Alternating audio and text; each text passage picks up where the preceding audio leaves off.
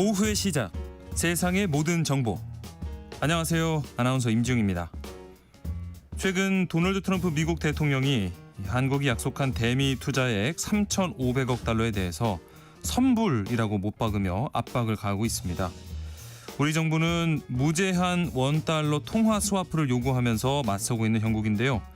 이 통화 스와프는 무엇이고 교착 상태에 빠진 한미 협상은 어떻게 흘러갈 것인지 잠시 뒤 경제 포커스 시간에 자세히 살펴보겠습니다. 민족의 명절 추석이 다가오고 있습니다. 이런 명절에 가족끼리 또 친척끼리 둘러앉아서 고스톱 즐기는 모습 쉽게 찾아볼 수 있는데요. 그런데 이렇게 가족끼리 즐기는 고스톱도 도박죄가 성립될 수 있다는 사실 혹시 알고 계셨을까요? 오늘 세모장 톡톡상담소 슬기로운 법률 생활에서는요, 도박죄 범위와 처벌 수위까지 두루 살펴보고 여러분의 궁금증도 해결해 드리겠습니다. 계속해서 많은 청취 부탁드리겠습니다. 저희 방송은 KBS 1라디오 유튜브 채널을 통해서도 실시간으로 시청 참여하실 수 있습니다. 많은 관심 부탁드리면서 KBS 세상의 모든 정보 지금 시작합니다.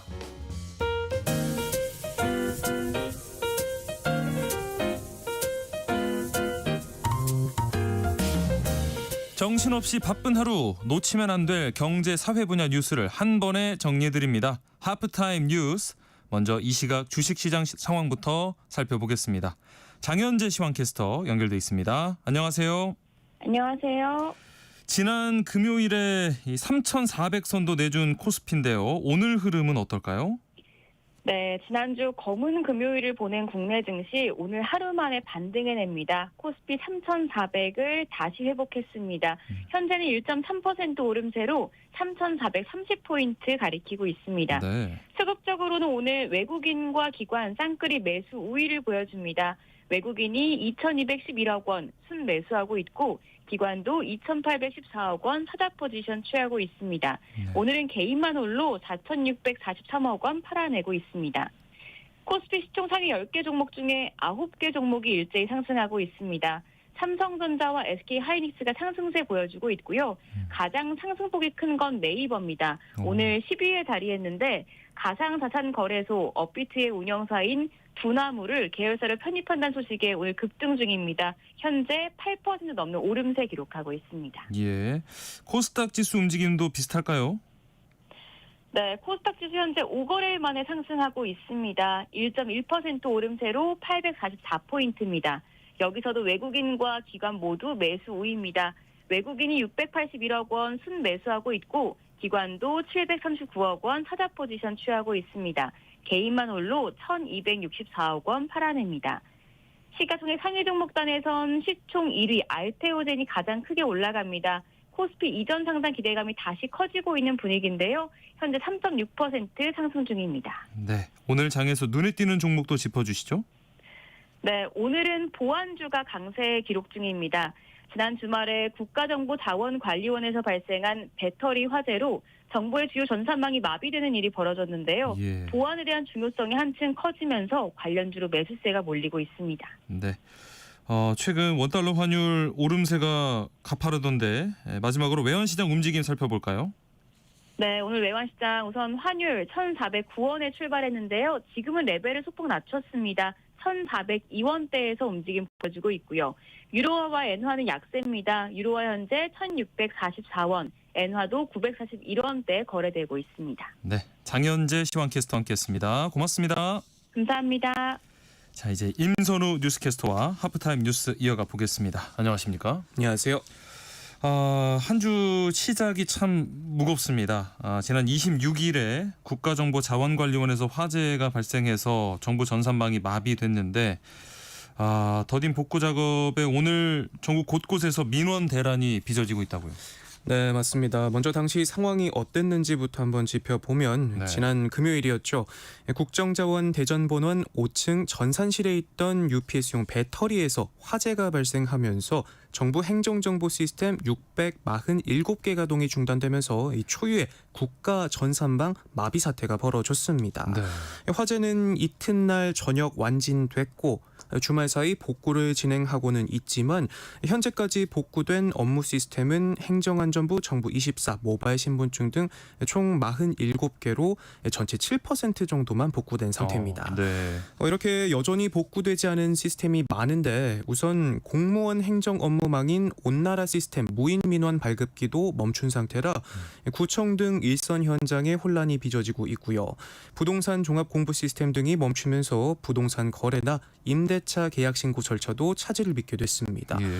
또 각종 심사에 필요한 서류를 뗄 수 없는 만큼 대출 신청 등 은행 업무에도 차질이 불가피하고 생계급여와 아동수당, 기초연금 등을 신청할 수 있는 보건복지부 복지로 사이트도 접속이 되지 않고 있고요. 네. 특히 추석을 앞두고 중단돼 혼란이 우려됐던 우체국은 금융 서비스 등이 우선 복구되긴 했지만 여전히 무인 우편 접수기는 사용이 안 돼서 일일이 서면으로 등기증을 작성하면서 업무를 보러 온 시민들은 평소보다 긴 시간을 대기하는 등 곳곳에서 잡음이 들려오고 있습니다. 네.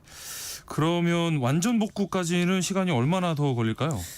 일단 어제 오전부터 대전 국가정보자원관리원 네트워크가 재가동됐습니다. 네. 이에 따라 화재 피해가 없는 일부 전산실이 순차적으로 가동되기 시작됐고 남은 서비스 복구도 속도를 낼 수 있을 걸로 보이는데 다만 화재로 직접적인 피해를 입은 서버 쪽은 대구 센터로 시스템 자체를 이전해야 하기 때문에 시간이 더 필요할 수밖에 없다고 합니다. 네.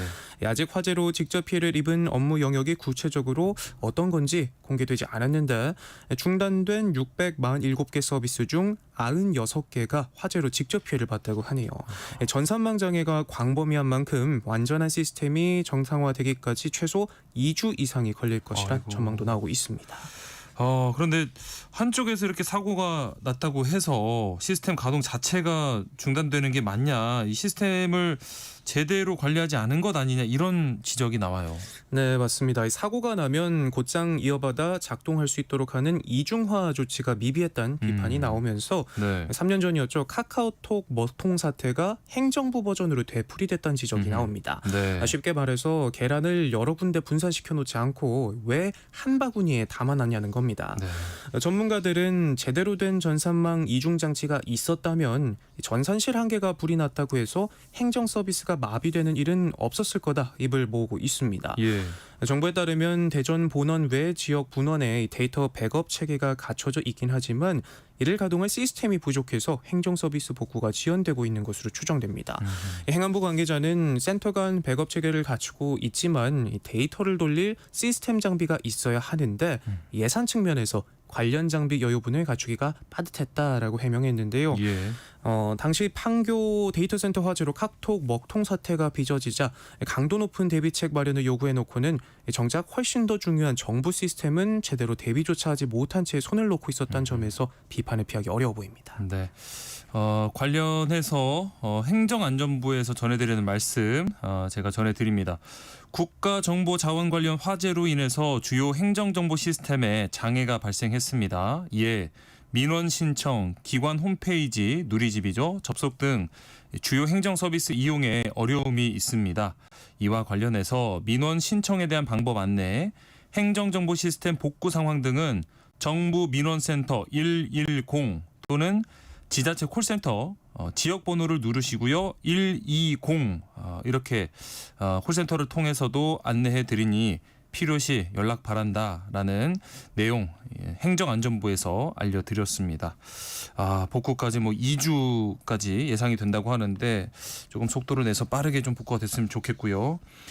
다음 뉴스로요. 말도 많고 탈도 많았던 한강버스가 오늘부터 한 달 동안 시민 탑승 중단하기로 했네요. 네, 한강버스가 아니라 한달버스가 돼버렸는데요. 네. 서울시가 정식 운항을 시작한 지 열흘 만에 한강버스 운행을 잠정 중단하기로 했습니다. 네. 그 사이 벌써 4차례나 잦은 고장으로 안전 우려가 커지자 오늘부터 한 달간 승객을 태우지 않고 성능 점검을 하기로 한 건데요. 네. 현재 모두 4척이 운항 중인데 이 중 2척에서 정비가 필요한 상황이라고 합니다. 전기 개통 이상으로 강 한복판에서 회항하거나 출발조차 하지 못하는 경우도 있었는데 갑작스러운 운항 중단에 시민들은 당황스럽다는 반응이고요. 예. 한강버스 사업을 선박건조 경험이 없는 신생업체에 맡길 때부터 예견된 일이었다는 지적도 나오고 있습니다. 네. 서울시는 성능 고도화와 안정화를 위한 불가피한 조치다라고 설명했지만 시민들은 정말 이런 배로 출퇴근이 되겠느냐 반신반의하는 분위기고요. 예. 대규모 혈세 투입 비판에 안전 우려까지 커지면서 한강버스 운항 필요성에 대한 논란과 더불어 졸속 추진이란 비판을 피하기 어려워 보입니다. 부디 한 달 동안이라도 재정비를 잘해서 탈 없이 운행했으면 좋겠습니다. 네. 국민 메신저라고 할 수 있는 카카오톡 최근에 대규모 업데이트를 했는데 기존 이용자들 불만이 빗발치고 있어요. 네, 15년 만에 변신인데도 불구하고 네. 이용자들 사이 불만이 쏟아지면서 난감한 상황에 놓였는데요. 예. 최근 개편 이후 앱스토어에 달린 리뷰만 봐도 불편함을 호소하는 1점 리뷰가 줄을 이으면서 결국 개선 방향을 내놓기로 했습니다. 네. 특히 이번 업데이트 목록에서 특히 이번 업데이트로 이 목록형에서 격자형으로 바뀐 아. 친구 탭에 대한 불만이 참 많다고 하는데 네.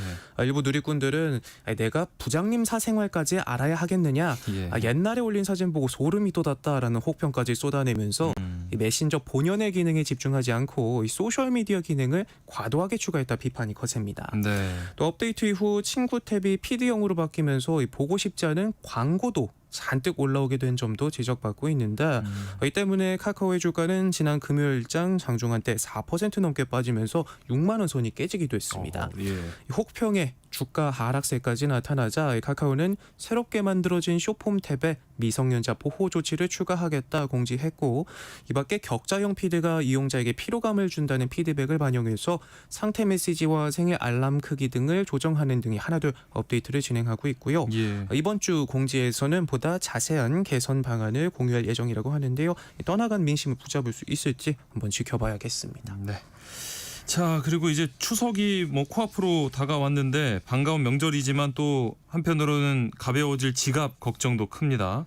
이번 추석 장바구니 물가 어떨까요? 네, 이번 추석 상차림비 폭탄 피하려면 재료 고민 신중히 해야 될 것 같습니다. 네. 추석 성수품 중 채소값은 숨을 골랐지만 한우와 돼지고기 등 농축산물은 여전히 들썩이고 있는데요. 예.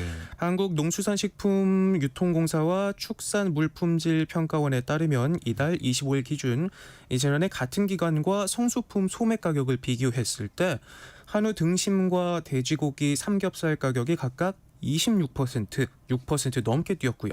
계란도 4% 가까이 올라 축산물 물가가 불안한 모습을 보이고 있습니다. 네. 일부 농산물과 수산물 가격도 꿈틀거렸는데 이 생산량이 줄어든 감자와 깐마늘 가격은 각각 22%, 5% 넘게 올랐고요.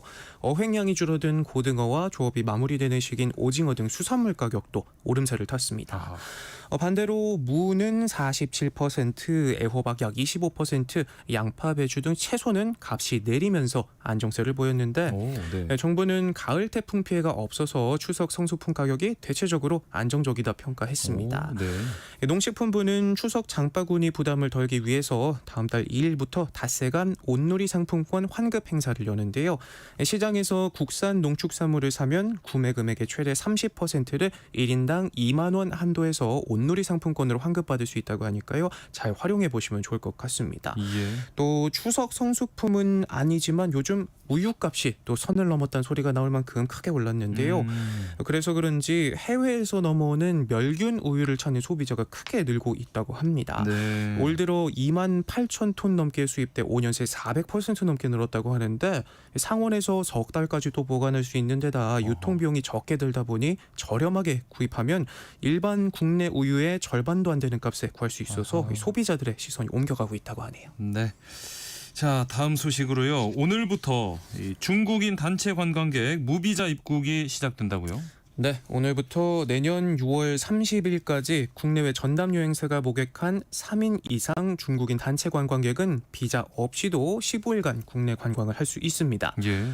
버스를 대절해 국내 면세점을 들리고 여행 가방 가득 한국 면세품을 사가던 중국 관광객들 한때 600만 명에 달했을 만큼 많았지만 코로나19를 겪으면서 지난해 460만 명으로 뚝 떨어지자 정부가 무비자 카드를 꺼내든 건데요. 네.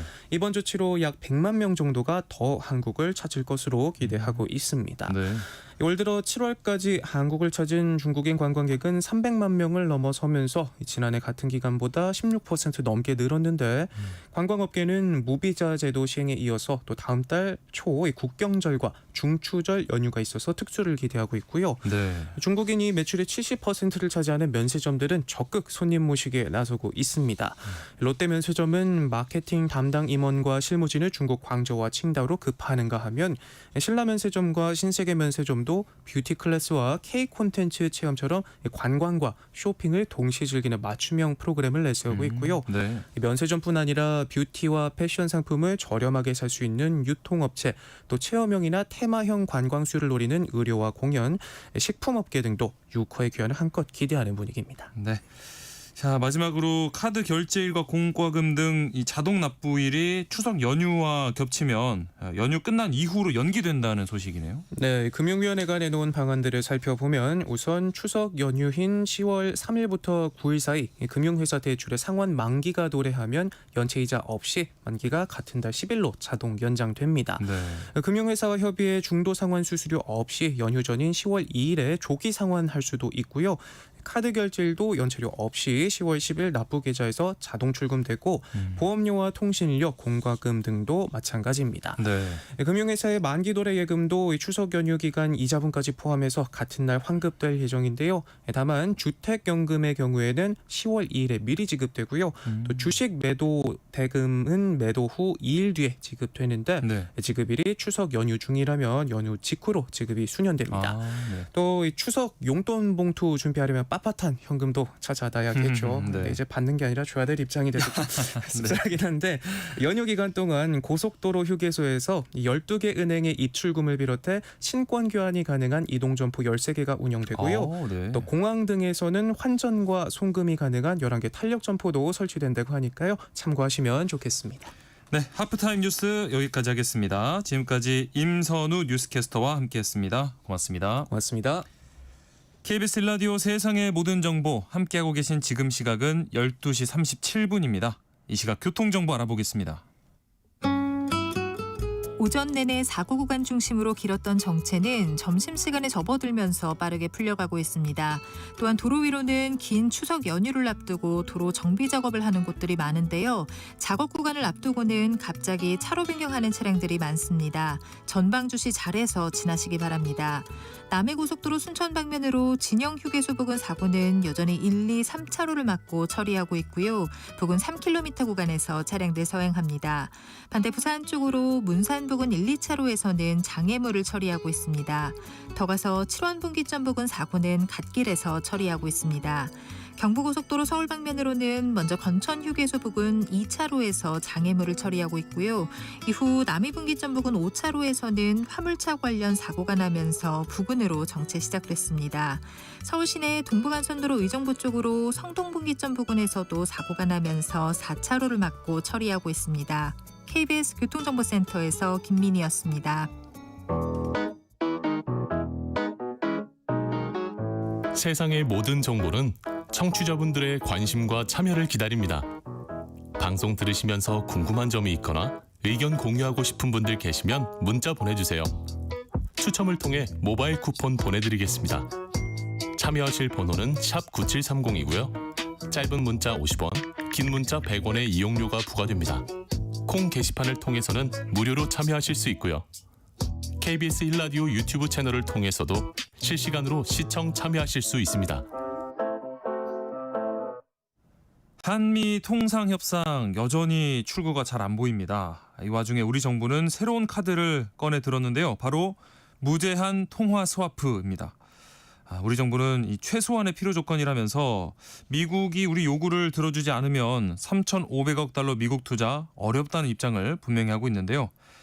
이 통화 스와프가 뭔지, 우리는 왜 무제한을 요구하는 건지, 또 미국이 과연 이런 요구를 받아줄 가능성이 있을지 경제포커스 KBS 김준범 기자와 함께 살펴보겠습니다. 안녕하십니까? 안녕하세요.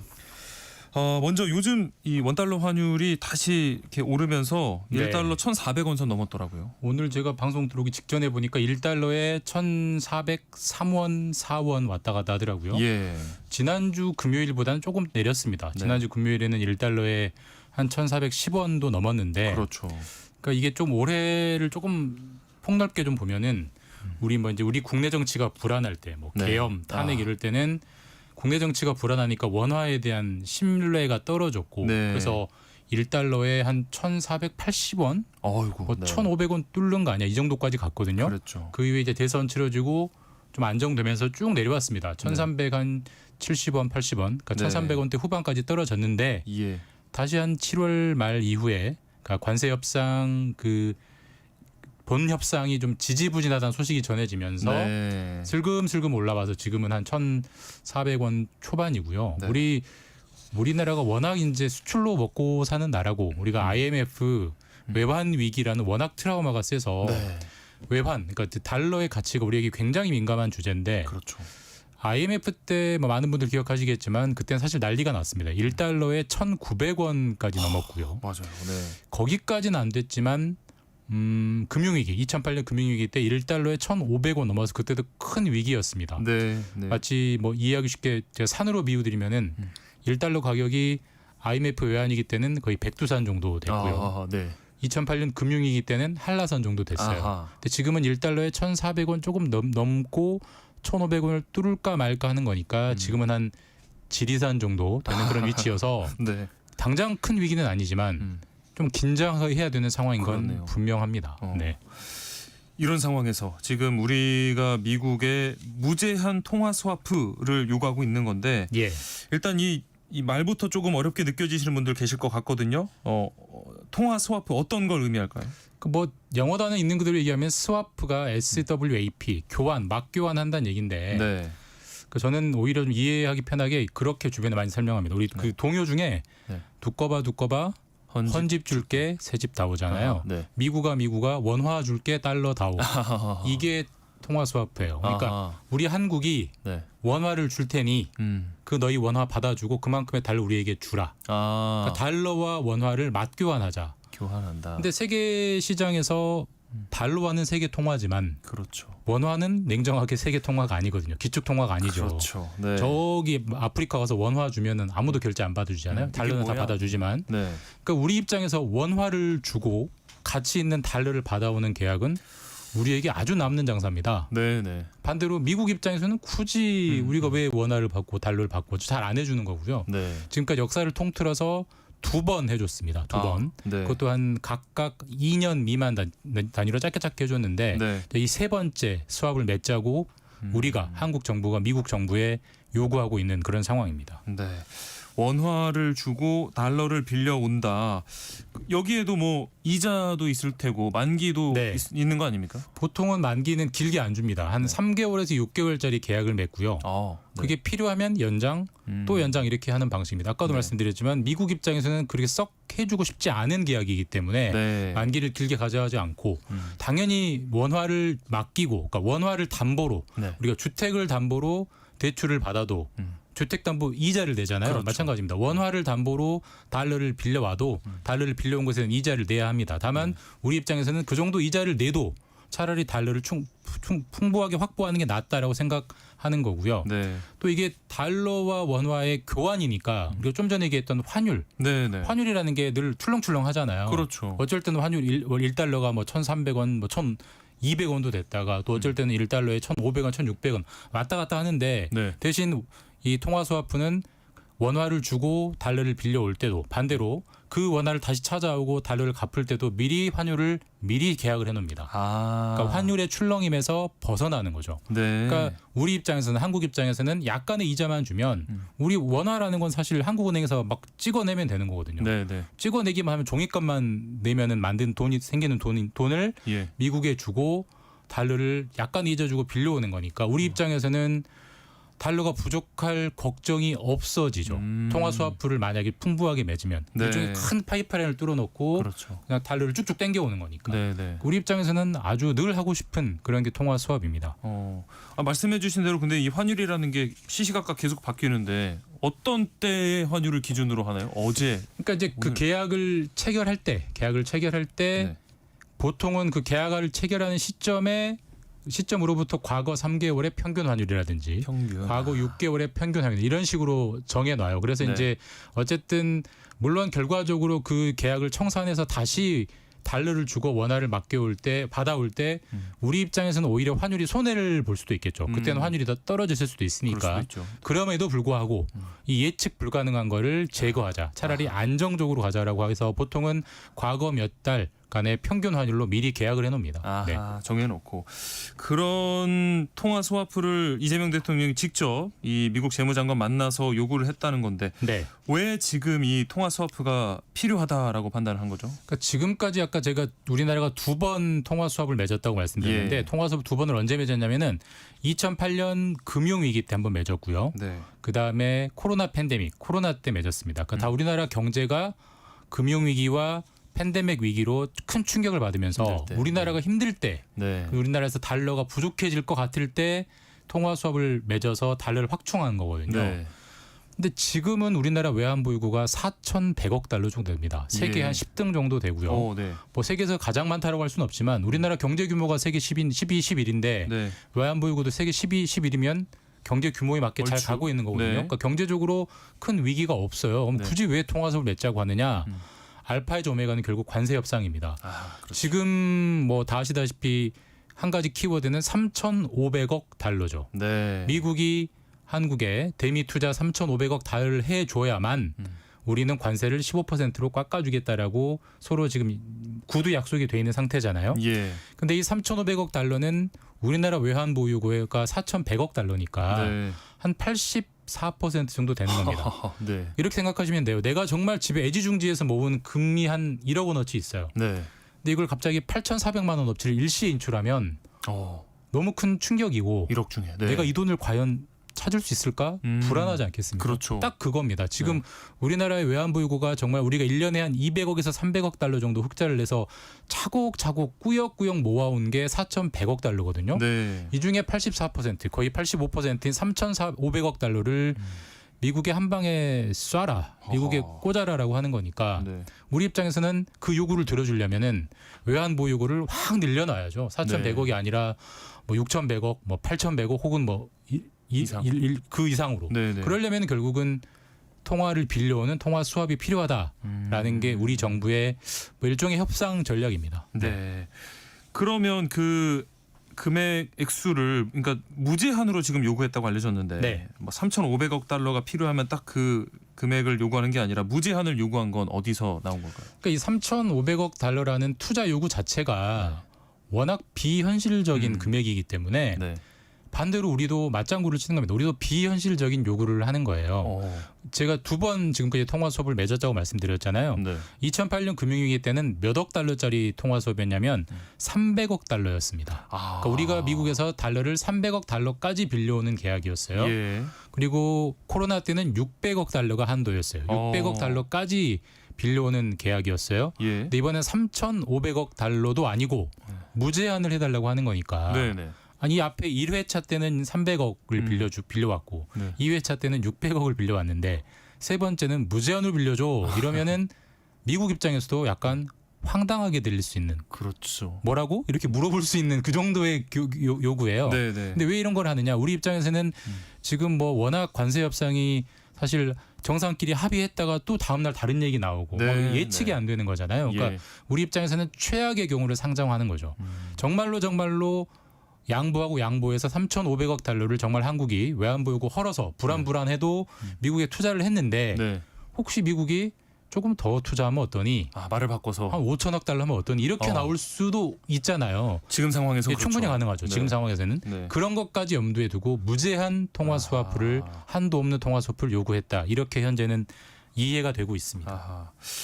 그렇다고 해도 지금 말씀해 주신 걸 들어봐도 미국 입장에서 이렇게 무제한 통화 스와프를 체결할 가능성이 있을까 싶어요. 현실적으로 가능하다고 보실까요? 현실적으로나 관례적으로 보면 굉장히 확률은 낮습니다. 네. 아까 뭐 한국과 미국이 맺은 두 차례 통화 수합 금액이 각각 상한이 300억, 600억. 그렇죠. 이 숫자만 들어봐도 그렇고요. 네. 미국이 무제한 어떤 금액에 제한 없는 통화 수화풀을 맺어준 나라가 세계에 5개 나라가 있어요. 아, 네. 자, EU, 유럽, 네. 그다음에 영국, 예. 그다음에 캐나다, 네. 스위스, 그리고 일본입니다. 일본. 일본을 빼면은 자, 영국, 유럽, 캐나다, 스위스. 결국은 캐나다와 유럽에 있는 나라들. 결국 그렇죠.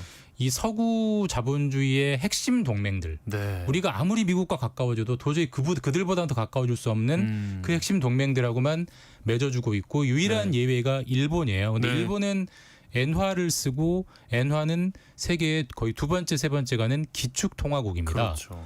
뭐 우리나라 경제가 많이 발전하긴 했지만 원화가 현실적으로 그 정도는 안 되거든요. 그러니까 미국 입장에서 아니 무제한 통화 수화풀을 맺으려면 한국 너희가 일본 정도는 되든지 아니면 우리와 200~300년의 역사를 같이 한 핵심 자본주의 동맹이라도 되든지 너희는 이것도 저것도 아닌데 무제한을 해달라고 라는 반응이 네. 공식적으로는 전혀 안 나옵니다만은 분명히 그 물밑에서는 그런 네, 반응을 네. 보이는 걸로 이해가 되고 있고 그렇기 때문에 무제한 통화 수화프 요구를 미국이 받아줄 확률은 확률상 매우 낮은 게 분명한 사실입니다. 네.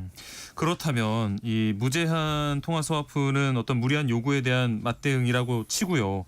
상한을 좀 정해서라도 혹시 체결할 가능성은 있을까요? 그러니까 사실 이제 지금부터는 정말 예측 게임이고 다 시나리오인데 네. 트럼프 대통령 입장에서는 어쨌든 한국이든 일본이든 해외가 미국에 투자하는 걸 원하잖아요. 네. 네. 그리고 지금까지 합의된 금액만 보면 유럽, 일본 다음으로 세 번째로 한국이 많은 투자 약속을 했어요. 네. 근데 한국 정부의 외환 보유고가 4,100억 달러밖에 안 되기 때문에 우리 4,100억 달러를 가진 나라가 어떻게 3,500억을 투자하느냐 이렇게 상식적으로. 항변을 하고 있는 거고 네. 그러면 트럼프 대통령 입장에서는 그 요구를 일정 정도 받아주고 대미 투자를 받아내는 게 트럼프 대통령의 정치적 이익은 분명히 도움이 됩니다. 네, 자, 근데 재밌는 건 뭐냐면은 이 통화 스와프는 정부와 정부가 맺는 게 아니에요. 아하, 그렇죠. 중앙은행과 중앙은행이 맺는 겁니다. 예. 그러니까 한국은행과 미국의 연준이 맺는 겁니다. 왜냐하면 네. 양국의 중앙은행이 결국 통화를 관리하는 주체잖아요. 네. 그러니까 큰 금고를 가지고 있는 두 주체끼리 협약을 하는 겁니다. 아하.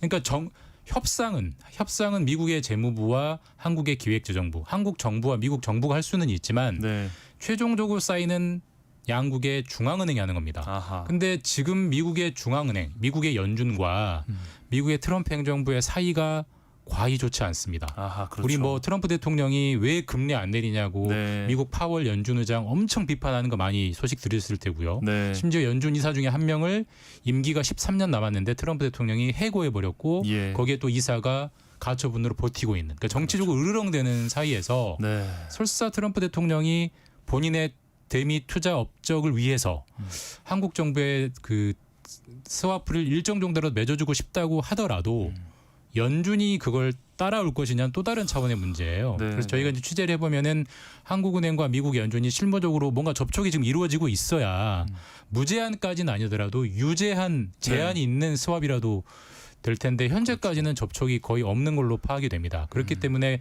지금으로서는 뭐 무제한도 그렇고 뭐 제한 있는 통화 수합도 그렇고 당장 어떻게 뭐 된다 안 된다라고 말하기는 현실적으로는 쉽진 않은데 제가 늘 이런 예측이 조심스러운 게 네. 트럼프 대통령은 늘 갑자기. 예측 불가능성이 있기 때문에 네. 뭐 여진을 좀 열어두고 봐야 될 것 같긴 합니다. 네. 만약에 그러면 이렇게 통화 스와프 체결을 하게 된다면 지금 우려되는 문제들이 해결은 될까요? 그러니까 통화 스와프가 없이 3,500억 달러를 투자하는 것보다는 당연히 훨씬 낫습니다. 훨씬 나은데 아까 통화 스와프가 한 번 체결하면 뭐 10년, 20년씩 내는 게 아니고 기본적으로는 3개월, 6개월짜리를 맺고 연장 또 연장하는 구조라고 했잖아요. 예. 우리 그 전세에 들어가신 분들 전세기에 연장할 때 연장을 하려면 임차인과 임대인이 서로 합의가 돼야 연장하는 거 아닙니까? 그렇죠. 어느 한쪽만 나가세요 하면 나가야 되는 거잖아요. 네. 통화 수업도 마찬가지입니다. 일단 우리가 통화 수업을 체결 약속을 받고 그 약속을 믿고 3,500달러를 투자했는데 네.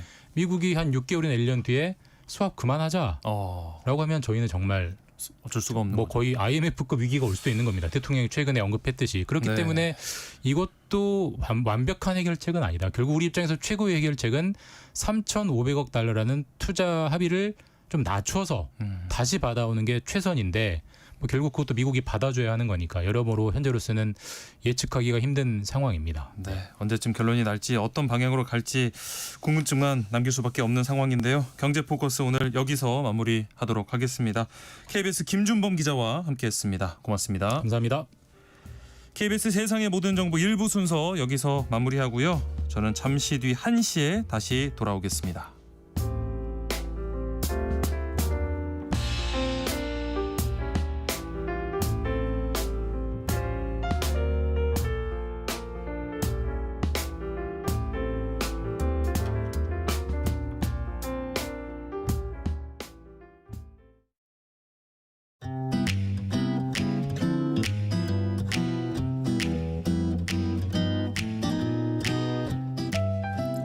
안녕하세요. 바른말 고운말입니다.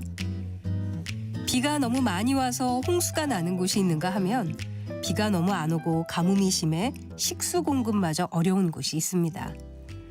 이렇게 비가 제때 골고루 내리지 않고 이상기후가 곳곳에서 나타나다 보니 이제는 기후 변화를 넘어 기후 위기의 시대가 됐다는 것을 절감하게 되는데요. 비와 관련된 표현 중에 먼지재미라는 것이 있습니다. 여기서 재미란 말은 동사 재우다와 관련이 있어서 먼지를 재우다라는 뜻인데 결국 이 표현은 비가 겨우 먼지나 날리지 않을 정도로 조금 옴을 뜻합니다. 비가 내리기를 간절히 바라며 기다리고 있는데 비가 먼지잼으로 겨우 몇 방울 내리다 말면 너무나 아쉬울 수밖에 없죠. 비가 먼지잼으로 온다는 것을 먼지잼하다라는 동사로 써서 표현할 수도 있습니다. 또 봄철 모내기할 즈음에는 제때 비가 내려야 하는데 이렇게 모낼 무렵에 한몫 오는 비를 가리켜 목비라고 합니다. 목비에서 목은 한 해 농사를 결정하는 중요한 시기를 말한다고 하는데요. 모내기 할 때 목비가 때맞춰 와주면 정말 다행이고 이런 비는 단비라고 할 수 있겠죠.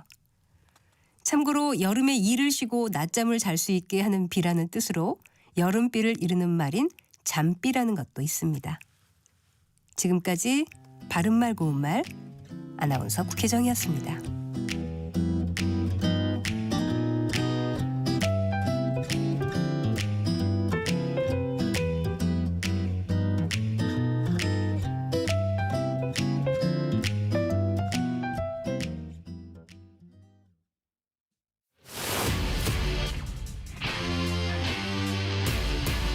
토론에 정답은 없습니다.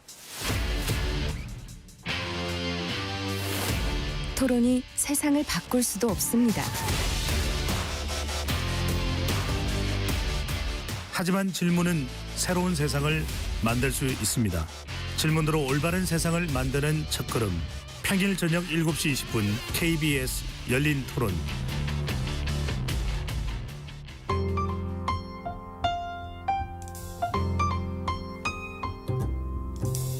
어떤 하루 보내고 계신가요? 눈코 뜰 새 없이 바쁘게 지나가는 한 주. 따뜻한 시선으로 하루를 마무리합니다. 당신을 위한 지식 쉼터. 오늘 밤 일라디오. 월요일부터 금요일 매일 밤 10시 5분에 시작합니다.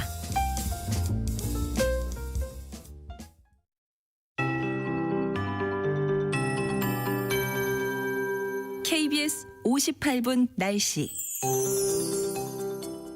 어느덧 9월의 끝자락입니다. 긴 추석 연휴가 기다리고 있는데요. 연휴를 앞두고 감기 걸리지 않도록 조심하셔야겠습니다. 어제 비가 내린 뒤에 아침 공기가 부쩍 쌀쌀해졌는데요.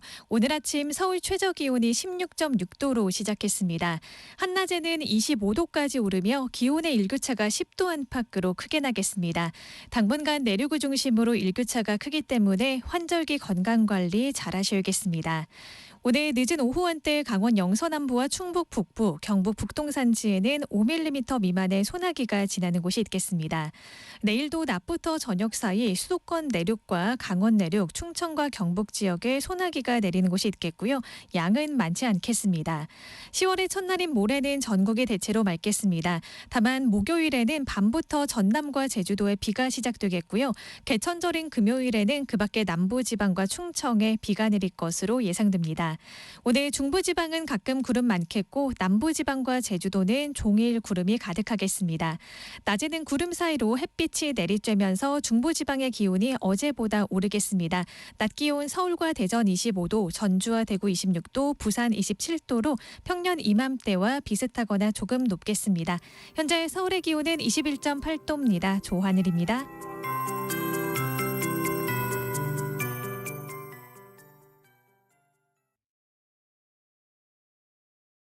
정성을 다하는 국민의 방송 KBS가 한시를 알려드립니다. AM 711kHz, FM 97.3MHz, KBS 1라디오입니다. HLKA.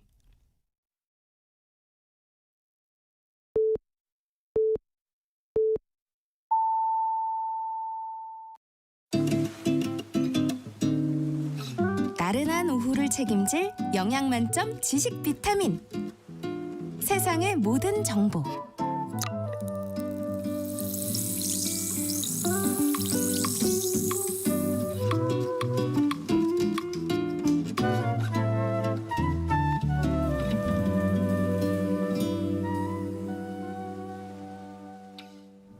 세상의 모든 정보 2부 시작합니다. 2부에서는요. 정치, 국제 이슈를 전해드리는 오늘의 뉴스, 또 청취자 여러분들의 작은 궁금증도 신속 정확하게 해결해드리는 세모정 톡톡 상담소 월요일 코너로 슬기로운 법률 생활 기다리고 있는데요.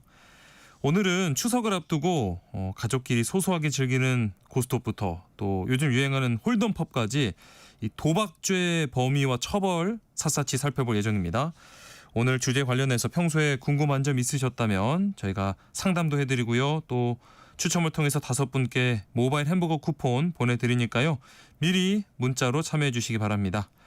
문자 보내실 곳은 샵 9730번입니다.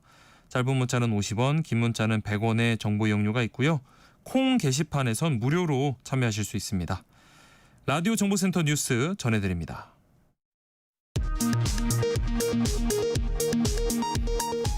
중앙재난안전대책본부는 오늘 오전 10시 기준으로 국가정보자원관리원 화재로 중단된 정보 시스템 647개 가운데 정보24, 우체국 금융 등 55개를 복구했다고 밝혔습니다.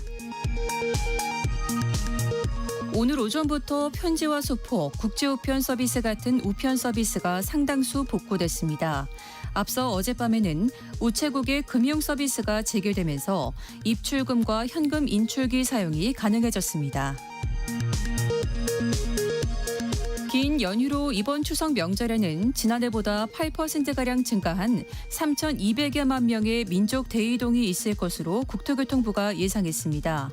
고향 가는 귀성길은 지난 추석보다 더 혼잡하고 귀경길은 차량이 분산돼 지난해보다 덜 막힐 것으로 예측됐습니다. 국방부가 군사시설 보호구역 약 400만 제곱미터를 해제 완화했습니다. 여의도의 1.4배에 해당하는 면적입니다. 서울공항 일대를 비롯해 김포, 인천 등이 포함되면서 도시 정비 사업에도 영향을 미칠 것으로 전망됩니다. 서울 수상교통 한강버스가 11일 만에 운항이 중단된 데 대해 오세훈 서울시장이 시민 여러분께 송구스럽다고 밝혔습니다. 서울시는 오늘부터 다음 달 말까지 한강버스 시민 탑승을 중단하고 성능 고도화와 안정화를 위한 무승객 시범 운항을 하기로 했습니다. 지금까지 라디오 정보센터 뉴스 정원나였습니다.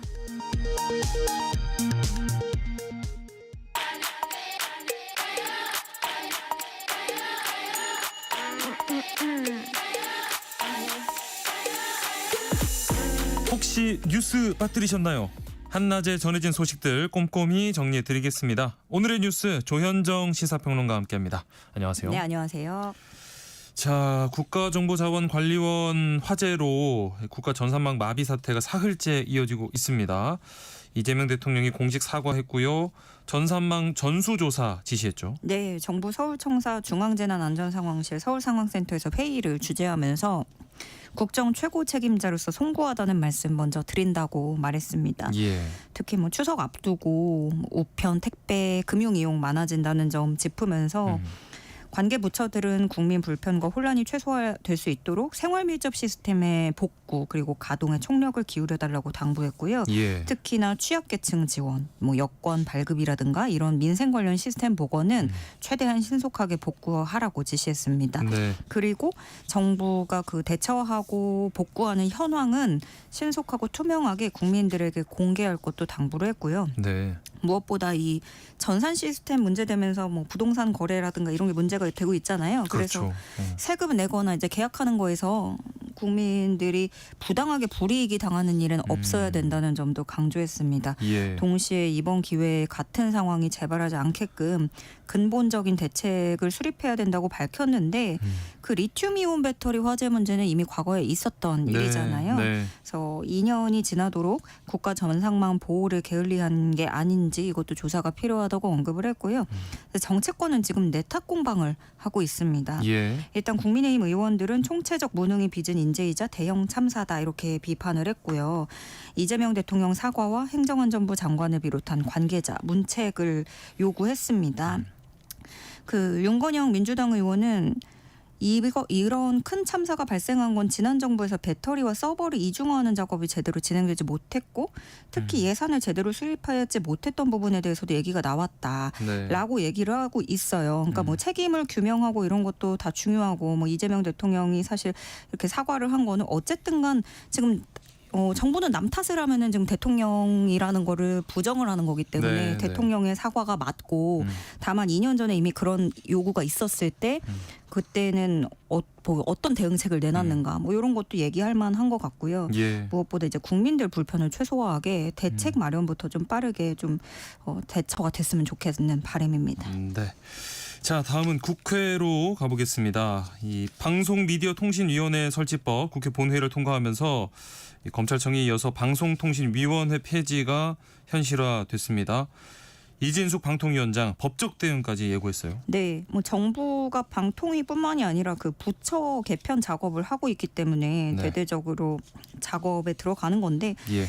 그 방송미디어통신위원회 설치법 줄여서 방미통위라고 합니다. 네. 방통위 폐지하고 방송미디어통신위를 설치하는 내용이고 정말 쉽게 정리를 하면은 요즘에 그 예전에 그 방통위라고 하면은 지상파, 공중파만 대응하는 그런 거기 때문에 근데 미디어 환경이 많이 크게 변했잖아요. 그렇죠. 그래서 뭐 OTT라든가 이런 유료 방송 정책 기능 등이 추가되는 거라고 할 수 있습니다. 네. 그래서 기존의 방통위 업무에다가 과기정통부의 이런 미디어 지능 기능까지 합쳐서 신설이 되는 거고요. 네.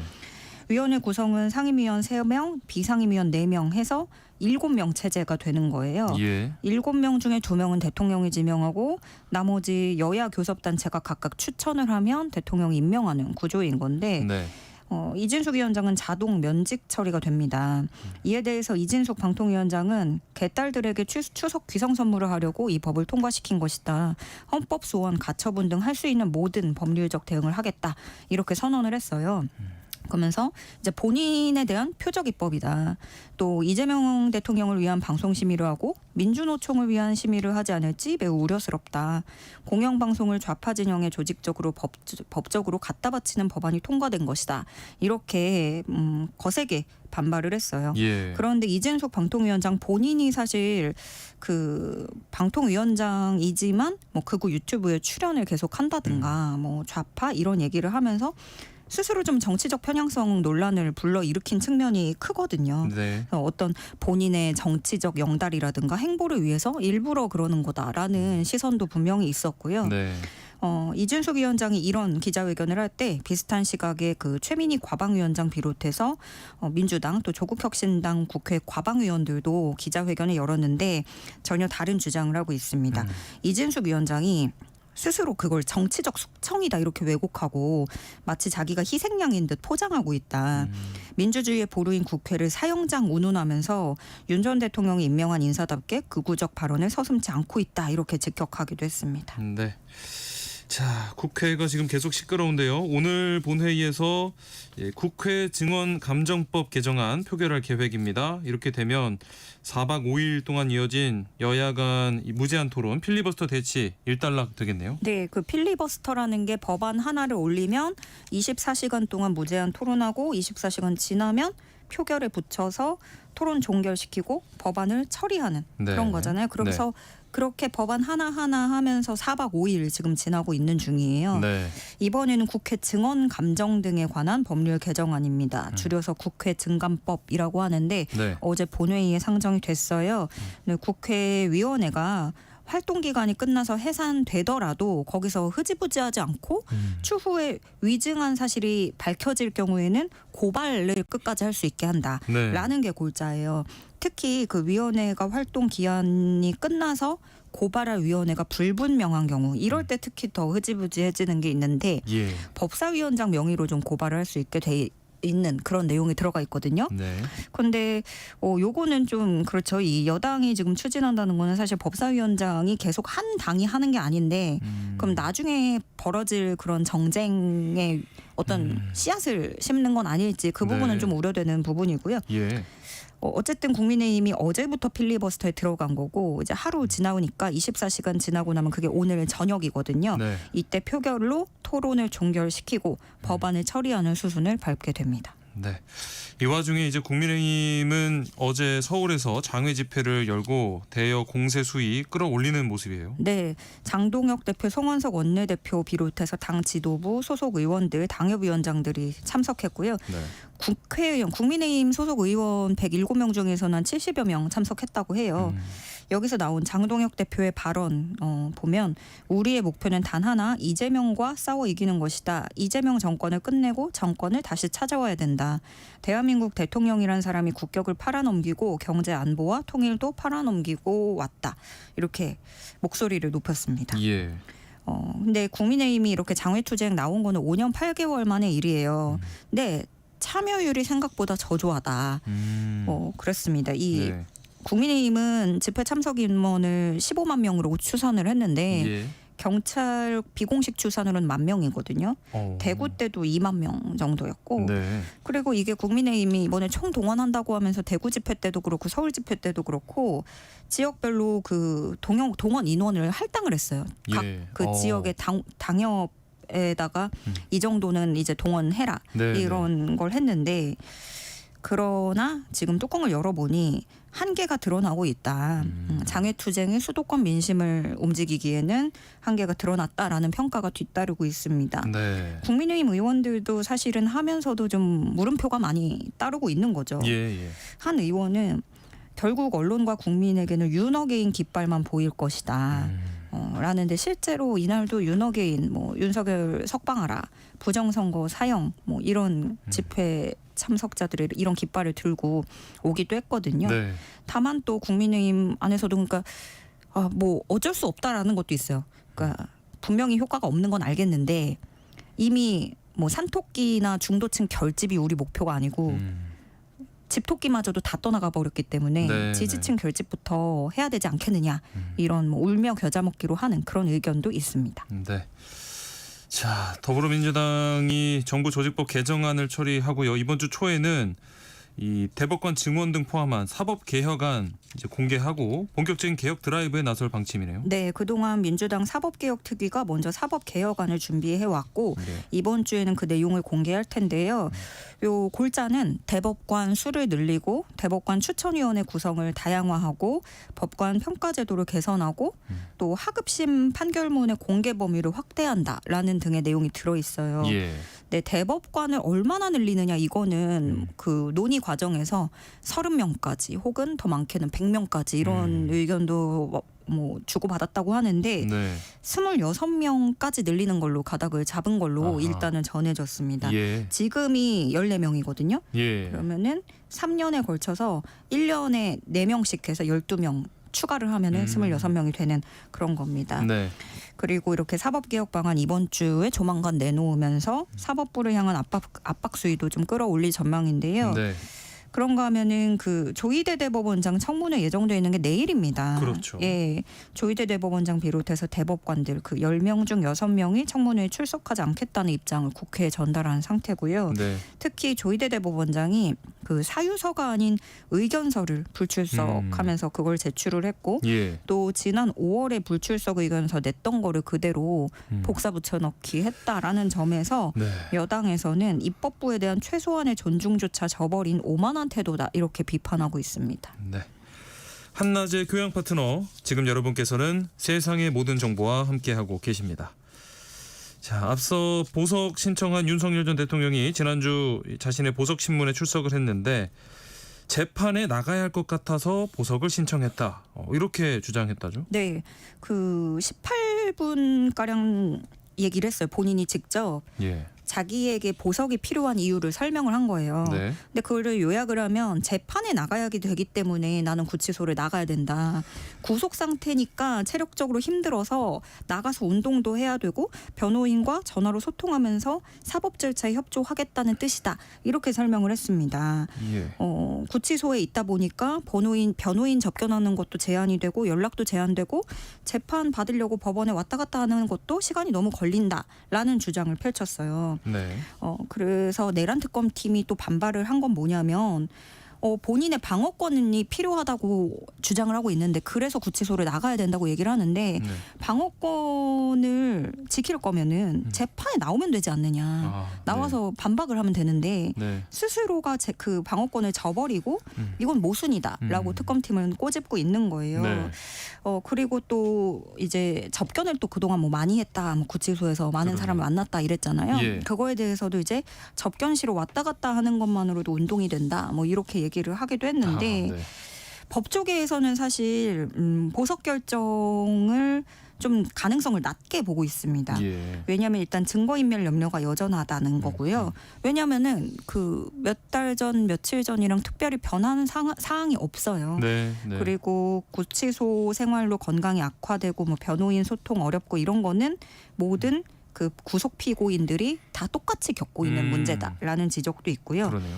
또 하나의 의견은 재판 출석할 테니 풀어달라라는 거는 재판 출석을 미끼로 삼는 건데 그러면 다른 피고인들도 이런 주장을 할 수 있다 그렇죠. 보니까 그렇죠. 법원으로서는 받아들이기 힘든 주장이다라는 지적도 법조계에서 나오고요. 네. 그리고 보석을 허용해주면 재판에 협조하겠다라고 얘기했지만 오늘 내란 우두머리 혐의 재판은 불출석했습니다. 네. 결국에 걸석 재판으로 이어졌고요. 지난 금요일에 재판 출석해가지고 현기증이 나고 구토 증세가 있어서 대응이 어려운 상황이라고 밝혔습니다. 어느 정도 좀 재판에 나오면서 이런 뭐 요청을 한다면 또 받아들일 수도 있지 않을까 하는 생각이 드는데요. 자, 다음 국제 소식 짚어보겠습니다. 도널드 트럼프 미국 대통령이 가자 전쟁 종식 가능성을 시사했다고요? 예, 지금 이제 이 가자지구 전쟁으로 참 많은 희생이 뒤따랐잖아요. 네. 가자지구 보건부가 이번에 또 새롭게 나온 발표한 집계를 보니까 이 전쟁 때문에 팔레스타인 사망자가 6만 6천 명 넘어섰다고 하더라고요. 예. 근데 이번에 트럼프 대통령이 가자지구 문제에 관해서 중동 공동체와 매우 고무적이고 생산적인 논의가 진행되고 있다는 기쁜 소식을 전한다라고 얘기를 한 거예요. 예. 그러면서 가자 전쟁 종식을 위한 합의가 막바지에 이르렀다 이렇게 밝혔고요. 예. 그 이틀 뒤에는 우리는 중동에서 위대함을 이룰 진정한 기회가 있다. 모두가 특별한 내일을 위해 한 마음으로 뭉쳤다 이렇게 얘기를 했어요. 예. 또 로이터하고 전화 인터뷰하면서도 아랍 국가 지도자들로부터 긍정적인 반응을 얻었다. 뭐 이렇게 계속 메시지를 내고 있는데 네. 물밑 접촉도 속도를 내는 게 백악관 중동 특사하고 그 트럼프 사위 제러드 쿠슈너가 뉴욕에서 네타냐후 총리를 만나서 네. 뭐 미국과 이스라엘 간에 이견이 있는 것들을 좀 미리 조율을 했다고 해요. 네. 이번에 두 사람이 또 네타냐후랑 트럼프가 만나거든요. 네. 근데 일단 이스라엘하고 하마스 이런 정작 그 가자 전쟁의 당사자들 반응은 조금씩 미묘하게 엇갈리는 지점도 있기는 합니다. 예. 네타냐후 총리는 일단 원칙적으로는 그래 전쟁 종식하는 게 옳다 이렇게 찬성을 하고는 있지만 세부적으로는 좀 이견을 나타내고 있고 예. 특히 네타냐후의 주장은 모든 인질을 다 풀어줘야 된다. 우리가 다 받아와야 된다라는 거거든요. 네. 그래서 CNN이 진단하는 것도 네타냐후 총리는 분명히 이제 계속해서 좀 수정안을 또 추가해가지고 요구를 할 거기 때문에 합의를 타결하는 데는 어려움이 있을 거다 이렇게 보도를 하기도 했어요. 네. 일단 현지 시간 28일 트럼프와 네타냐후가 만나서 백악관에서 만나거든요. 예. 그래서 협상 틀 마련을 목표로 잡고 회담을 가질 예정입니다. 네, 과연 혹시나 또 깜짝 소식이 전해질지 기다려보겠습니다. 오늘 말씀 여기까지 듣겠습니다. 조현정 시사평론가와 함께했습니다. 고맙습니다. 네, 고맙습니다.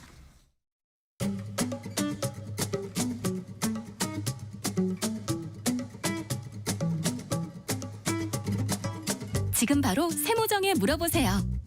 당신의 모든 궁금증을 풀어드리는 세모정 톡톡 상담소.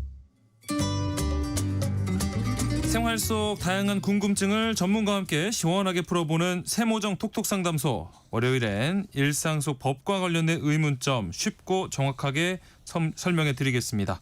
슬기로운 법률 생활 천수희 변호사와 함께합니다. 안녕하십니까? 안녕하세요. 자, 오늘 어떤 내용에 대해서 알아보기로 했죠? 네, 그 다음 주면은 민족 대명절 추석이죠. 네. 추석이면 오랜만에 반가운 친척들을 만나기도 하고 또 맛있는 음식을 먹고 성묘를 가기도 하는데요. 네. 그런가 하면 명절이면 빠지지 않는 한마디가 있습니다. 고스톱 한 판 치실까요? 네. 네. 오랜만에 가족들과 친지들이 한자리에 모여 반가움을 나누다 보면 어느새 고스톱판이 멀어지는 경우가 있습니다. 예. 그러다 보니까 명절에는 평소보다 112 신고는 감소하는데 뭐 집안 싸움으로 인한 가족 폭력과 뭐 폭력 신고 그리고 아이고. 도박 신고도 증가한다고 합니다. 예. 제주경찰청에서 발표한 자료에 따르면 4년간 명절 연휴에 신고된 범죄 건수를 살펴보니 도박죄 같은 경우에는 일일 평균 61.3%나 증가했다고 하는데요. 네. 네, 고스톱 등 도박 행위로 빛을 만한 모습을 본 이웃들의 신고가 접수가 되는 거죠. 그래서 네. 뭐 물론 처벌을 받는 경우도 있고 또 경미한 경우에는 훈방 조치가 되는 경우도 있지만 이제 명절에 경찰을 마주하는 것 자체가 그리 유쾌한 일은 아니기 때문에 네. 이런 일을 방지해보고자 오늘은 도박죄에 대해서 이야기를 나눠보겠습니다. 네. 슬기로운 법률 생활 오늘은 도박죄에 대해서 살펴볼 예정입니다. 관련해서 궁금한 점 있으시면 문자로 많이 참여해 주세요. 저희가 상담도 해드리고 총 5분께 추첨을 통해서 모바일 햄버거 쿠폰 보내드리겠습니다. 문자 보낼 곳은 샵 9730번입니다. 짧은 문자는 50원, 긴 문자는 100원의 정보 이용료가 있고요. 콩 게시판 또 KBS 라디오 유튜브 채널 통해서는 무료로 참여하실 수 있습니다. 뭐 우리가 도박이 뭐 뭔지는 알고 많이 들어봤는데 사실 어디까지가 도박인지는 또 잘 모르는 경우가 많거든요. 법률적 의미로 정확히 어떻게 구분을 할까요? 네, 먼저 이제 도박죄는 형법에 규정이 되어 있는데요. 예. 도박을 한 사람은 1천만 원 이하의 벌금에 처하고 다만 일시 오락 정도에 불과한 경우는 예외로 한다.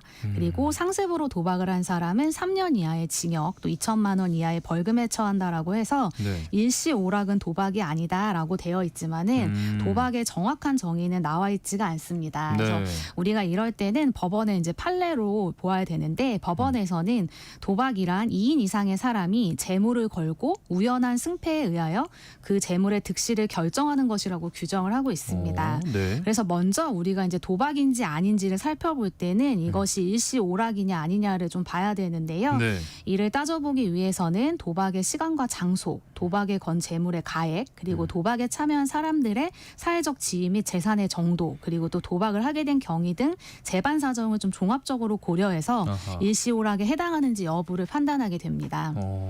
그러면 뭐 판돈이 만약에 적다고 하면 일시적인 오락이라고 생각해도 되는 걸까요?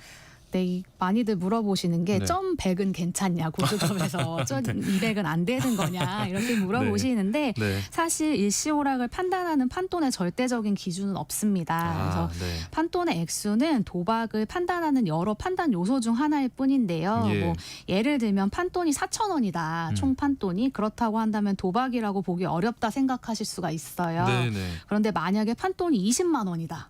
그랬을 때 한 판에 20만 원이라고 하면 클 수도 있고 또 여러 판을 다 합친 돈이 20만 원이다. 그러면 또 아닐 수도 있잖아요. 네. 그래서 이것과 관련해서 어떤 고등학교 동창들이 저녁에 모여서 점당 200원씩 해서 저녁값 내기로 고스톱을 35분에 걸쳐 한 20회 정도 친 판돈이 네. 최종적으로 19만 8,200원 정도였는데요. 예. 이 사안에서는 도박죄를 인정하지 않았습니다. 그래서 법원에서는 참가자들의 관계, 뭐 예를 들면 친목을 도모하는 상황이었는지 또 도박의 목적이 음료값 내기나 밥값 내기였는지 또 도박의 시간의 길이 또 장소의 공개성 등을 종합해서 사회상규상 용인될 수 있는 오락의 범위 내에 있는지를 실질적으로 판단하게 됩니다.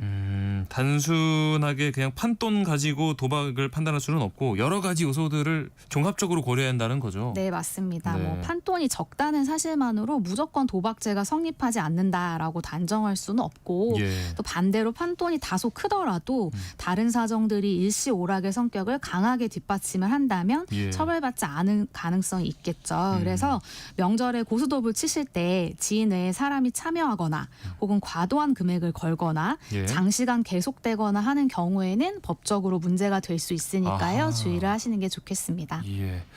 일단 아까 말씀하신 대로라면 일시적 오락에 해당을 하면 도박이 되지 않는 것이다까지 알겠는데 그거 외에도 우연한 승패에 의한 것 말씀을 하셨어요. 도박에서 말하는 이 우연은 어떤 걸 의미할까요? 그 도박죄는 우연한 결과에 대해서 재물을 걸어야 성립을 하는데요. 우리가 예를 들어서 고스톱을 칠 때 다음 패가 어떤 것이 나올지는 알 수가 없잖아요. 그래서 도박죄가 되기 위해서는 이러한 우연성이 도박 가담자에게 모두에게 있어야 됩니다. 그래서 만약에 이런 우연성이 어느 한쪽에만 있다고 한다면 이건 사기죄가 됩니다. 그래서 예를 들어서 우리가 영화 타짜를 보면 이제 동작 그만 밑장 빼기냐 하는 이제 대사가 있잖아요. 네, 여기서 이제 원하는 패를 맨 아래 두었다가 자신의 차례에 이제 밑에서 그 패를 이제 빼주는 이제 그런 경우죠. 그래서 무슨 패가 나오는지를 이 사람은 미리 알 수가 있잖아요. 그래서 이거는 우연적인 것이 아니라 이제 필연인 거죠. 그래서 이런 것은 도박이 아니고 상대방에 대한 사기가 되고 이렇게 만약에 사기를 당한 사람에게는 도박죄가 성립하지가 않습니다. 그래서 가끔 자기가 도박을 했는데 아 이게 사기 같다라고 생각하시는 분들이 신고를 못하는 경우가 있어요. 그런데 사기라면 도박죄로 처벌은 받지 않으니까요. 혹시라도 도박을 수단으로 이용한 사기 범죄에 의한 피해를 봤다면은 수사기관에 적극적으로 신고를 하는 것이 추가 피해를 예방하는 길이 될 수 있을 것 같습니다. 여기서 우연한 승패를 얘기하는 걸 쉽게 말하면 그러니까 누가 이길지 모르는 승부라는 거죠. 네, 맞습니다. 만약에 누가 이길지를 처음부터 아는 승부다. 그렇게 된다면 그건 사기가 되겠죠. 그래서 이와 관련한 판례가 있는데요. 요즘 골프 정말 많이 치시는데 이제 저도 한번 골프장에 나가본 적이 있는데 저희 앞팀이 이제 마지막 홀에 홀컵에 퍼팅을 다 하고 나서 이제 홀에 공을 넣지 못하신 분들이 막 줄자까지 동원해서 남은 거리를 막 측정을 하시더라고요. 그래서 왜 저렇게까지 하냐라고 여쭤봤더니 판돈이 굉장히 큰 내기 골프를 치고 있다고 하시더라고요. 근데 이제 내기 골프 같은 경우에 적발된 사람들은 이게 우연한 결과가 아니라 필연적인 결과이기 때문에 도박죄가 되지 않는다고 주장을 하거든요. 그러니까 뭐 항상 100타를 쳐온 사람이 어느 날 갑자기 70타를 치는 사람은 절대 이길 수가 없기 때문에 이거는 필연이다라고 말씀을 하세요. 그래서 실제 법원에서도 이제 이런 내기 골프에 대한 판시에서 1심에서는 골프는 운동 경기의 일종으로 승패 전반적인 부분이 경기력에 의해서 결정이 되고 사소한 부분에만 우연히 개입한다는 이유로 도박죄가 되지 않는다고 판결을 했었는데 2심과 3심에서는 원심 판결을 뒤집어서 골프가 당사자의 기량에 대한 의존도가 높기는 하지만 경기 결과를 확실하게 예측하는 것은 불가능하므로 우연적 요소가 경기 결과에 중대한 영향을 미치게 된다라고 보아서 내기 골프도 도박이 될 수 있다고 보았습니다. 골프가 뭐 개개인의 능력이 이미 정해져 있기 때문에 우연한 사정에 의해서 결과가 바뀐다고 보기에는 어렵다는 거군요. 네. 그래서 골프는 분명히 개개인의 실력이 중요한 스포츠지만 우리가 어떤 스포츠를 봤을 때 우승 후보를 제끼고 이제 그동안 뭐 등수가 안 좋은 선수가 막 우승하는 경우도 있잖아요. 그런 것처럼 뭐 바람이나 날씨, 잔디 상태 같은 요소들 때문에 공이 어디로 튈지 100% 예측할 수는 없어서 이제 골프와 같은 스포츠라고 하더라도 내기를 한 행위가 경우에 따라서는 도박죄를 구성한다고 봅니다. 예. 우연 얘기를 하니까요. 골프장 이렇게 이용객들한테 뭐 경품으로 이렇게 고급 외제차를 걸고 네. 홀인원 하면은 뭐 준다 이런 행사하는 거 많이 들어봤거든요. 네. 이런 거는 상품을 주는 거니까 도박으로 문제가 되지는 않을 것 같은데 어떤가요? 실제로 이걸로 이제 처벌을 받은 사례가 있었는데 실제로 한 골프장에서 이용객을 대상으로 참가비를 받고 네. 이제 파3 홀에서 홀인원을 한 사람에게 고급 외제차를 주겠다라고 예. 한 일이 있었어요. 그런데 네. 법원에서는 도박장 개설죄에 해당할 수 있다고 본 판례가 있었는데요. 검찰은 결국 기소유예 처분을 내렸는데 기소유예는 죄가 아닌 것은 아니고 죄는 맞지만 기소만 유예한다는 것이기 때문에 사실상 이제 유죄 판결을 받은 거죠. 그래서 네. 해당 골프장 소유자는 이에 반발해서 기소유예 처분이 평등권과 행복추구권이 침해됐다고 헌법소원까지 제기하기도 했었는데요. 네. 헌법재판소에서 이를 기각하는 일도 있었습니다. 근데 그러면은 골프 경기를 이렇게 보다 보면 홀인원한 선수들에게 또 자동차를 주기도 하잖아요. 이런 거는 그럼 어떻게 되나요? 각종 경기에서 선수들이 그런 상품을 타거나 우승 상금을 받는 것은 도박죄가 되지 않습니다. 이런 대회는 보통은 참가비가 없거나 참가비가 있다고 하더라도 그러한 참가비가 상금의 원금으로 사용되지는 않기 때문인데요. 네. 일반적으로 대회 상금의 스폰서가 별도로 있거나 경기에 지더라도 참가자가 자신의 재물이나 재산상 이익을 잃는 것은 아니기 때문에 도박죄에 해당하진 않는 거죠.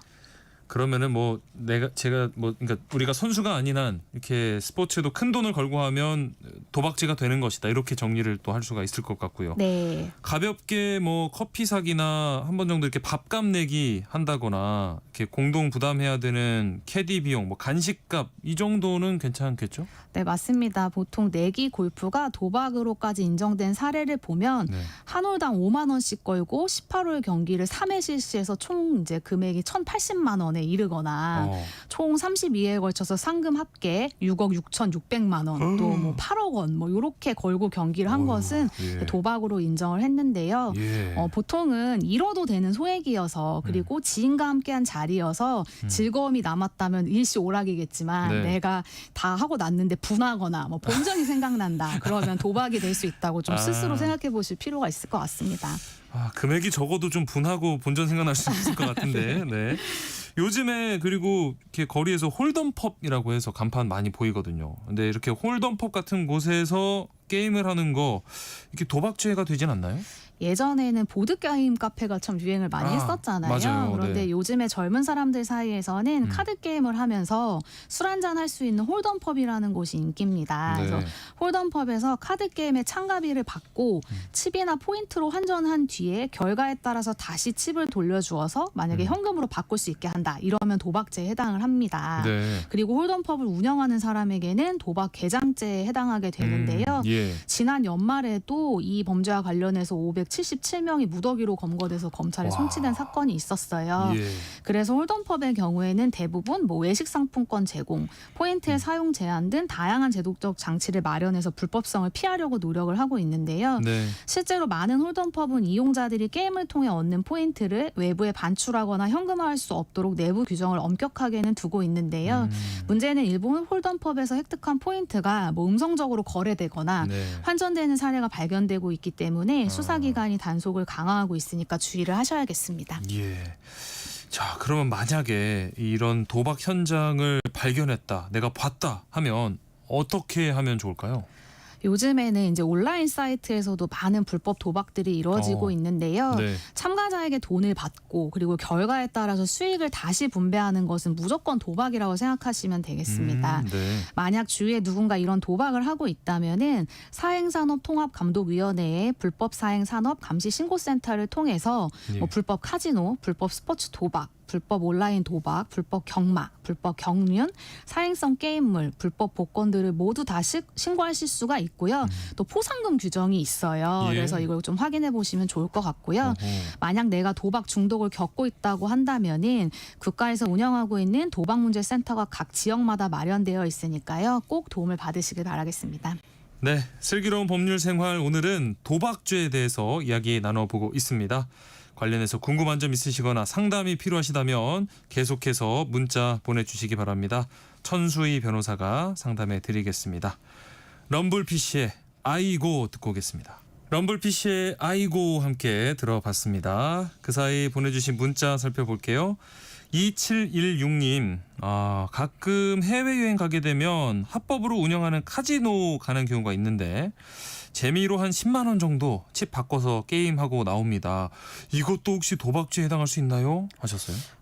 그 도박이나 뭐 네. 마약 같은 경우에도 해외에서는 이제 합법인 경우가 있어서 네. 어떤 분들은 합법인 국가에서 하고 왔는데도 제가 되냐라고 이제 물으시는 분들이 있어요. 예. 그런데 우리나라 국민이라면은 해외에 있더라도 국내법이 적용이 돼서 아하. 우리나라 법에서 불법인 행위를 국외에서 한다고 해서 뭐 처벌이 안 되는 것은 아닙니다. 네. 그래서 우리나라 이제 아까 그 도박죄 관련해서 일시오락 정도는 도박죄가 성립되지 않는다고 말씀을 드렸던 것처럼 예. 여행 중에 관광 목적으로 카지노에 잠깐 들린 정도는 이제 처벌이 되지 않습니다. 네. 그런데 처음부터 뭐 여행이 아닌 도박 목적으로 그리고 또 막 아하. 여러 차례 막 간다든지 예. 아니면 큰 돈을 계속 베팅한 경우라든지 또 뭐 판돈이 수천만 원에서 뭐 수억에 이른다든지 그리고 어떤 분들은 뭐 카지노에 VIP로 등록된 분들도 계세요. 네. 네. 이런 경우에는 당연히 도박죄로 처벌을 받으실 수밖에 없겠죠. 그래서 여행 네. 중에 카지노에 가시더라도 소액만 잠깐 즐기는 정도로만 재미로. 하시면 문제가 되지 않을 것 같습니다. 네. 0149님, 홀덤펍에서 일하는 아르바이트생인데요. 여기는 칩으로 게임을 하고 게임에서 승리하는 사람에게는 현금은 아니지만 음료수나 간식으로 바꿔주는 곳이에요. 저는 음료 서빙을 하고 있고요. 혹시 문제가 될까요? 하고 질문 주셨어요. 아까 말씀드렸듯이 홀덤펍에서 막 현금이나 상품권 같이 어쨌든 현물화가 가능한 물건으로 교환을 해준다는 거는 도박죄에 인정될 여지가 있지만은 네. 그냥 가게 안에서 바로 소비할 수 있는 음료수나 간식 정도로 교환해 주는 것은 아하. 뭐 일시오락이라고 볼 수 있어서 괜찮을 것 같은데요. 예.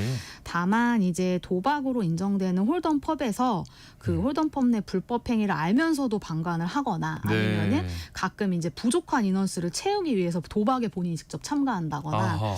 아니면은 게임칩을 현금으로 바꿔주는 뭔가 그런 아르바이트를 한다거나 이런 네. 경우에는 도박장 개설죄뿐만이 아니라 예. 카지노 운영자가 아닌 사람이 카지노를 운영한 것이 돼서 관광산업진흥법에 의해서 최대 7년 이하의 징역 또 7천만 원 이하의 벌금에 처해질 수가 있으니까요. 예. 이런 곳에서의 알바는 좀 이상하다 싶으시면 바로 안 하시는 게 좋을 것 같습니다. 네. 7155님, 치매 예방에 좋다고 해서 100원짜리 화투를 명절이나 뭐 할머님 댁 찾을 때마다 가족들이 할머님과 함께 늘 이렇게 쳐드리고 있습니다. 한 달에 한 번씩 뭐 할머니 안부도 챙길 겸 해서 쳐드리고 다른 사람은 할머님 댁에 있는 돼지 저금통에 그 돈을 넣어놓고 옵니다. 그래서 그 돈 모이면 불우유 성금 내고 있거든요. 네. 이거 혹시나 도박인지 궁금해요 라고 하셨는데 네, 아니겠죠? 설마? 네, 아까도 말씀드렸듯이 네. 뭐 친목을 도모하는 상황이고 음. 또 도박의 목적이 뭐 아까 말씀하신 대로 불우유토끼라든지 뭐 이런 네. 경우 그다음에 도박의 시간이나 길이 그다음에 네. 장소에 이제 그런 부분들을 봤을 때 사회상규상 용인될 수 있는 오락의 범위 내라면은 괜찮은데 좀 주의를 하셔야 되는 게 꼭 예. 이제 하시는 말씀이 점 100원에 쳤다라는 네네네네. 말씀을 하세요. 그런데 실제로 점 100 고수톱을 친 사건이 2007년에 처벌받은 사안이 있었어요.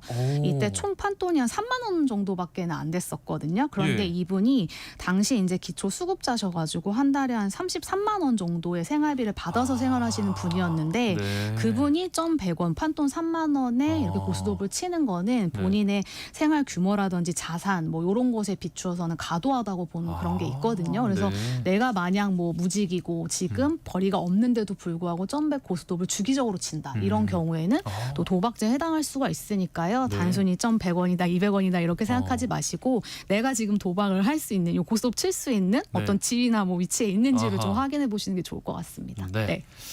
1701님, 주변에 사이버 토토라는 거를 하는 사람이 있는데 벌써 2천만 원이나 잃었습니다. 이거 도박죄에 해당하지 않을까요? 하셨어요. 네, 그 우리나라는 뭐 예를 들면 스포츠 토토 네. 아니면 로또 이런 것들처럼 네. 국가에서 허가해서 승인해서 하지 않는 그런 다른 종류의 어떤 그런 사행성 뭐 토토라든지 복권 네. 이런 것들은 용인을 하고 있지 않아요. 아하. 그렇기 때문에 네. 지금 뭐 사이버 토토 이제 어떤 건지 모르겠지만은 네. 제가 봤을 때는 국가에서 허용한 그런 도박의 그런 것들이 아닌 것으로 보여지거든요. 예. 이런 경우에는 당연히 도박죄에 해당한다고 보셔야 될 것 같습니다. 네. 네. 이런 경우도 뭐 얼마를 잃었는지에 따라서 이게 도박죄에 해당이 되고 안 되고 있을까요? 얼마를 잃었는지라기보다는요. 아까 이 자체가. 말씀드린 대로 네, 네. 맞아요. 재물을 걸고 우연한 승패에 의해서 그 재물의 득실이 결정되는 것은 다 도박이기 때문에 네. 예를 들어서 내가 2천만 원 걸었는데 다 잃었다. 네. 나는 이거 도박죄가 아니다라고 할 수 있는 건 아닌 것 같아요. 네. 빨리 이분 잘 설득해서 그만 하시게 잘 도와주시면 좋을 것 같습니다. 자, 추첨을 통해서 햄버거 쿠폰 보내드리겠습니다. 방송 끝나고 홈페이지에서 당첨자 확인해 주시고요. 7155님께는 지금 바로 모바일 햄버거 쿠폰 보내드리겠습니다. 일상 속 법과 관련된 궁금증 풀어드리는 슬기로운 법률 생활, 오늘 여기까지 하겠습니다. 천수희 변호사와 함께했습니다. 고맙습니다. 감사합니다.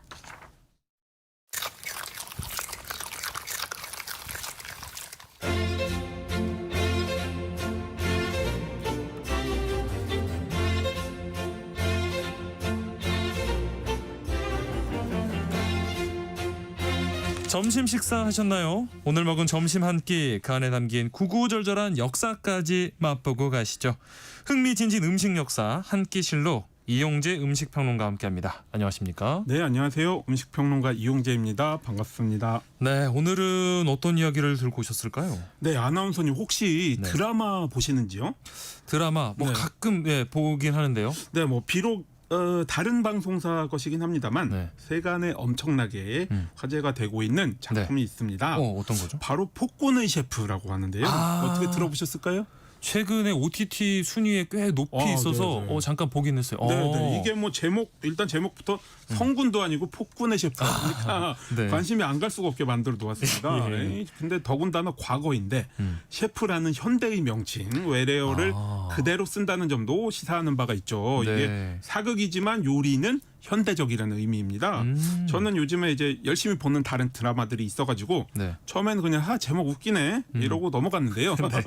어떻게 보면 말도 안 되는 상황들이 나와가지고 인터넷에서 화제가 되고 이러니까 야, 이거 음식 평론가로서 안 볼 수 없다 해서 조금씩 쫓아가면서 야금야금 보고 있습니다. 네. 그런 가운데 이제 드라마 안 보신 분들을 위해서 내용에 대해 조금만 소개를 해드리자면요. 네.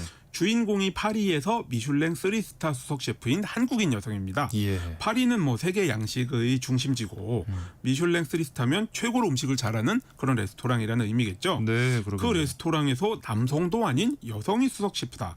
저는 일단 이 설정이 참 좋다 생각했습니다. 네. 그런데 이 셰프의 아버지가 저명한 사학자이자 대학 교수인데요.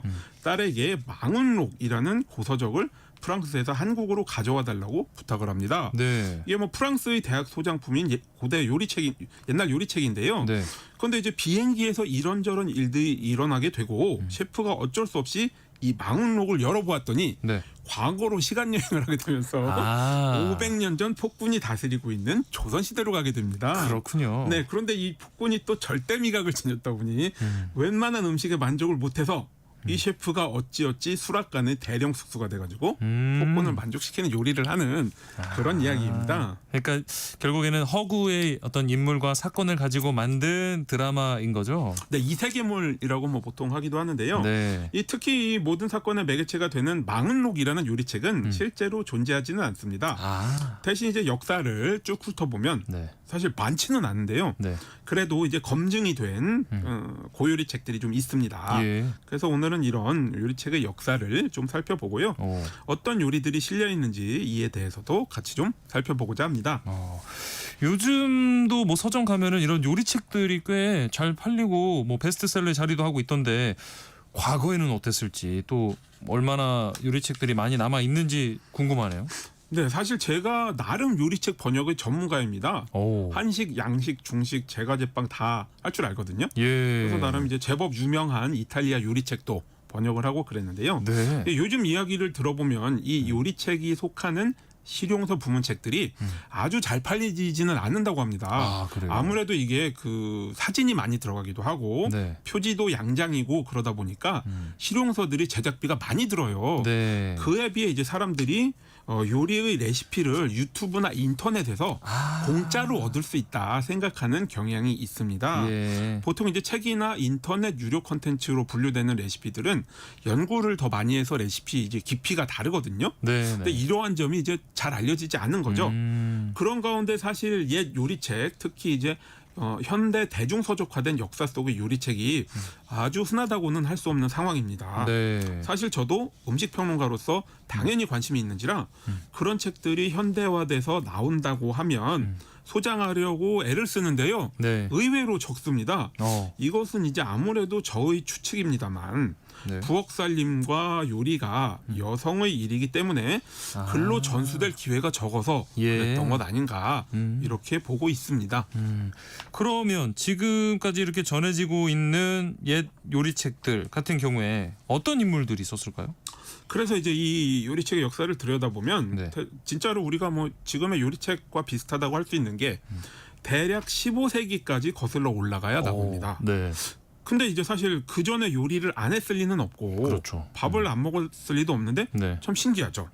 그것도 세월을 거슬러 올라갈수록 저자가 대부분 남성이고요. 양반, 뭐 사대부 이런 사람들입니다. 네. 뭐 이들이 사실 자기 손으로 당시에 밥을 해 먹었을 리 역시 없는데 이 또한 참 흥미로운 일입니다. 네. 그러면 가장 오래된 요리책은 어떤 책일까요? 네, 1450년경에 쓰인 산가요록이라고 하는데요. 예. 원래 이전까지는 1540년에 쓰인 수은자빵이 최고의 요리 전문서라고 알려져 있었는데요. 네. 2001년 청계천 8가 고서점 폐지더미 속에서 이 산가요록이 발견돼 정말 말 그대로 역사가 다시 쓰였습니다. 앞뒷부분이 심하게 훼손되었기 때문에 정확한 연대와 의도를 파악하기는 어려운데요. 230여 가지의 조리법이 온전히 남아있고 당시 의관이었던 전순의라는 인물이 쓴 종합농서라 보고 있습니다. 한편 바로 이 전순의라는 의관이 세조 6년 즉 1460년에 식료차뇨라는 책도 썼는데요. 식료 즉 먹을 시게 고칠 요니까요. 음식으로 병을 고치는 민간요법에 대한 내용이 담겨 있습니다. 그래서 뭐 이제 중풍이나 감기, 골절 뭐 이런 45가지 질병을 음식으로 고치는 그런 식이요법이 담겨 있죠. 야, 1400년대까지 거슬러 올라가는군요. 네. 그리고 또 뭐 어떤 책들이 전해지는지 궁금한데요. 네, 앞서 말씀드린 이 두 책이 발견되기 전까지 최고 즉 가장 오래된 요리책 대접을 받았던 수은자빵이 있습니다.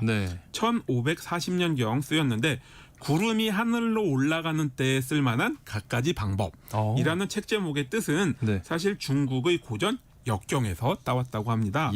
격조 높은 음식 문화라는 뜻의 수은에 온갖 방법이라는 잡방을 붙인 것입니다. 1500년대 초 안동에 살았던 유학자 김유가 쓰기 시작을 해서 손자인 김영이 뒷부분을 보완했다. 이렇게 우리가 추정을 하고 있는데요. 필체나 표현의 차이에 따라 상하편으로 구분을 하는데 술 61종, 식초 6종, 채소 절임 및 침체류가 15종, 두부와 타락, 우유죠. 각각 한 종씩 포함 총 121종의 조리법이 담겨 있습니다. 혹시 뭐 전해지는 요리책 중에 우리가 좀 잘 알고 있는 작가가 쓴 책도 있다고요? 네네네. 이 한국어 고전이라고 할 수 있는 홍길동전의 작가 허균이 쓴 도문대작이 있습니다. 허균, 네네네. 제목을 의역하면 흉내내고 상상만 해도 유쾌하다라는 뜻인데요. 허균의 유배문집으로 1611년에 출간된 성소부 부고의 마지막 책에 실려 있습니다. 이게 사실 사정을 알고 보면 마음이 좀 아픈 책인데요. 그래요? 네, 허균이 유배를 가서 하고 싶은 것도 못하고 먹고 싶은 것도 못 먹고 이게 그렇게 살지 않았겠습니까? 그렇다 보니까 이제 유배 시절, 이전 시절에 먹었던 맛있는 음식들이 생각이 난 겁니다. 그래서 유배지에서 뭐 남는 게 시간이겠다. 이런 음식들 생각이 날 때마다 이 기억을 더듬어 가지고 각지의 이름난 산물과 음식을 분류 및 나열하고요. 명산지와 특징에 대해 설명을 붙였습니다. 그래서 떡 19종, 과일 33종, 채소 38종 등이 소개되어 있죠. 예. 뭐 우리나라에서 음식을 주제로 쓴 가장 오래된 산문입니다. 작가 허균 선생이 홍길동전만 쓴 게 아니라 이런 요리 관련 책도 쓰셨군요. 미식가였던 거죠. 네. 그런데 당시에 아까 말씀하신 것처럼 뭐 요리를 주로 여성이 했을 텐데 여성이 쓴 요리책은 없을까요? 있습니다. 사실 당연히 있어야 하는 거겠죠. 네. 신창 맹씨 가문의 자손보존이라는 책이 있는데요. 네. 가문의 여성들한테 이제 대물림을 하는 살림 요령이 담긴 책으로 7대에 걸쳐 무려 270년의 기록을 모아놓았는데요. 1에서 10년의 조리법이 기록돼 있습니다. 네. 1660년경 해주 최씨 여성이 한글로 썼다 해서 2015년 발굴된 후 최씨 음식법이라 일컫고 있습니다. 예. 조청과 흑당 2종, 정과 1종, 떡 5종, 김치 6종 등 총 20종의 음식 조리법이 그것도 한글로 쓰여서 전해 내려온다는 점에서 매우 의미가 있는 책입니다. 예. 그리고 이것 말고도 1670년 대략 현종 11년에 쓰였다 보고 있는 음식디미방도 있습니다. 네. 정부인 안동 장씨라 불렸던 장계향이 쓴 책인데요.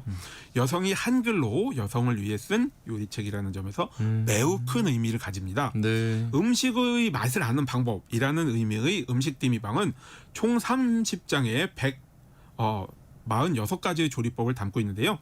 전반부에는 국수와 만두, 떡, 과자 등 면 병류 18종과 어육류 37종 등이 담겨 있고요. 후반부에는 51종의 술 양조법과 3종의 식초 담그는 법이 기록되어 있습니다. 네. 특히 이제 고려말 등장한 발효떡인 상화의 구체적인 조리법이 핵심이고요. 고추가 본격적으로 쓰이지 않았던 시기라 천초와 후추, 겨자 등으로 매운맛을 냈다는 점을 알 수 있습니다. 지금 근데 책 이렇게 소개를 쭉 해주시는 거 보니까 술 관련된 내용이 꼭 빠지지 않고 들어가 있네요. 그렇습니다. 사실 저희 돌아가신 할아버지가 1919년생이신데요. 예. 제가 어린 시절, 그러니까 즉 1980년대까지 이 충남 친가에서 술을 직접 담가서 드셨어요. 그래서 지난주에 주막 이야기를 하면서 살펴보았던 가양주라 볼 수 있겠죠. 네네. 양조장이 존재하지 않았던 시절에는 술 또한 집에서 직접 만들어 자급자족하는 음식의 일부로 보았던 것입니다. 네. 이를 뒷받침하는 것이 1600년대 말에서 1700년대 초에 쓰였다 추정하는 주방문인데요. 네. 제목 자체가 술 담그는 법이지만 면과 떡, 과자 등의 음식 46종의 조리법도 함께 담겨 있습니다. 술은 과하주, 벽향주, 감주 등 총 28종이고요. 그러면은 이런 책들도 있고 지금 우리가 좀 먹고 만들어 먹는 이런 메뉴들이 등장하기 시작한 거는 그럼 언제쯤이었을까요? 네, 제가 어렸을 때만 해도 잔치 음식으로 이 신선로가 빠지지 않았거든요. 예. 이게 별도의 1인용 냄비에다가 가운데 이제 기둥이 있어서 열원이 이렇게 들어가고요. 연료가 들어가고 그 위에 음식을 담는 부분이 있어가지고 쇠고기, 간, 천엽, 전복, 해삼 등 총 25가지 재료를 넣어서 보글보글 끓여 먹는 음식인데요. 네. 원래 정식 명칭은 열구자탕이라고 합니다. 이 열구자탕의 조리법이 1720년경 이시필이라는 이가 쓴 소순사설의 일부인 식치방 즉 음식치료법에 처음 소개되었습니다. 예. 한편 1800년대부터 필사 혹은 목판본으로 전해 내려오던 가정생활 백과사전인 규합총서가 있는데요. 예. 빙어각 이씨라는 인물이 쓴 책을 일부거든요. 이 규합총서에는 해물과 젓갈, 고추가 본격적으로 쓰인 김치가 등장합니다. 조선시대의 김치가 오늘날 우리가 흔히 먹는 형식으로 진화하는 과정을 엿볼 수 있죠. 아까 말씀해주신 그 폭군의 셰프 드라마 제가 이제 오늘 다루게 되다 보니까 미리 좀 봤는데 고추장을 먹지 않았던 걸로 묘사가 되거든요. 고추장을 먹기 시작한 게 그리 오래되지 않았나 봐요. 네, 고추장을 위한 고추의 도입에 대해서는 사실 의견이 좀 분분합니다. 네. 16세기 임진왜란을 전후로 일본을 통해 들어왔다는 남방전래설이 있는데요. 예. 이수광의 1614년 지복유설에 처음 기록이 되어 있습니다. 한편 중국을 통해 들어왔다고 고추가 당나라에서 들어온 매운풀이라는 의미로 당초라 불렸다는 점을 근거로 삼는 주장도 있고요. 예. 아니면 임진왜란 전부터 국내 자생했다 이런 자생설도 있습니다. 뭐 고추장도 어쨌든 고추가 널리 퍼진 17세기 후반쯤에야 만들어 먹었을 거라 추측하고 있는데요. 네. 특히 초고추장의 경우 1800년대 말의 한글 필사본 이씨 음식법에 실린 도미찜을 통해 처음으로 등장합니다. 예. 이후 1901년의 진찬의궤에 식초와 고추장, 꿀 등을 섞어 만든 초홍장이 기록되었고요. 예. 1900년대 이후 근대 조리서에는 초고추장이 훨씬 더 자주 등장합니다. 1400년대부터 시작해서 지금 1900년대까지 왔는데 네. 예, 1900년대는 또 어떤 책이 있을까요? 네, 19세기 말 20세기 초로 넘어오면서는 일단 시의 전서가 있는데요. 네. 우리가 흔히 반찬을 첩이라 일컫고 상을 구성하는 원칙이 있지 않습니까? 네. 밥이나 국, 찌개, 김치 등은 빼고 재료나 조리법이 겹치지 않는 게 원칙인데 이런 반상 차림의 형식이나 구성이 담긴 가장 오래된 요리책이 시의 전서입니다. 예. 현재 1919년에 한글 필사본이 남아 있고 방언으로 미뤄 짐작해 경상도 양반집에서 나왔으리라 보고 있는데 네. 총 422종의 조리법이 담겨 있습니다. 예. 그리고 또 1900년대 초의 부인 필지 이야기를 안 할 수 없는데요. 주로 규합 총서의 내용을 발췌한 책이지만 당시 인기를 끌었던 명월관의 냉면이 소개되어 있습니다. 이런 요리책들이 그때는 얼마나 좀 뭐 인기가 있었을까요? 근대 현대로 넘어올수록 요리책이 널리 퍼진 것으로 짐작해 볼 수 있습니다. 네. 그 사례로 1924년의 조선 무상 신식 조리예법이 있는데요. 이용기가 1924년 처음 표현해가지고 1943년까지 4판을 찍었습니다. 특히 이 조선 무상 신식 조리예법은 한식은 물론 서양, 중국, 일본까지 68항목 총 790종의 조리법이 담겨 있는 가운데 네. 당면을 넣지 않은 잡채가 정식이라 주장하는 게 이채롭습니다. 예. 마지막 이 인기가 얼마나 있었는지까지 알아봤습니다. 한 끼 실록 오늘은 여기서 마무리해야 될 것 같습니다. 지금까지 이용재 음식평론가와 함께했습니다. 고맙습니다. 네, 감사합니다.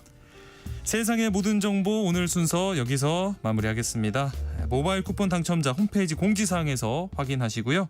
저는 내일 다시 찾아뵙겠습니다. 행복한 오후 보내세요. 지금까지 아나운서 임지웅이었습니다. 고맙습니다.